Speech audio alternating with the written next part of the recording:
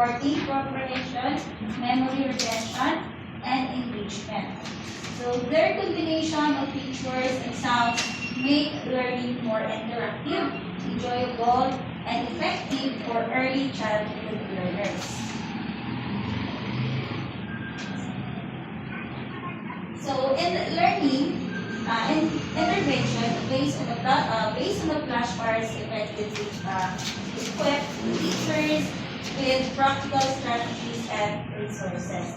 Okay, so they increase teachers' confidence, ensure classroom relevance, and support consistent integration and instructional strategies resulting in improvement academic outcomes of early childhood learners. For students, early childhood learners should actively engage in flashcard activities to enhance memory, vocabulary, recognition, and comprehension. Both structural lessons and independent practice combined with repetition and active participation build confidence in basic skills.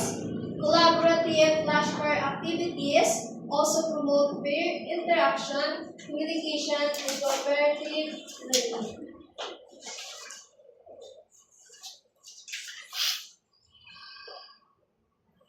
For students, early childhood learners should actively engage in flashcard activities to enhance memory, vocabulary, recognitions, and comprehensions. For teachers are highly encouraged to consistently integrate visually appealing and developmental appropriate flashcard into early literacy and numeracy instructions. Incorporating flashcard into interactive activities like games, storytelling, and group exercise enhance student engagement, participation, and motivations. Regular assessment for professional development ensure flashcards are used effectively as meaningful tools for deeper understanding and skill development. Okay, next for students. It plays a game role in supporting learning by incorporating flashcards into who pertains to strengthen recognition, vocabulary, and the readiness. And flashcards should be used in a playful, engaging way to maintain our children's interest.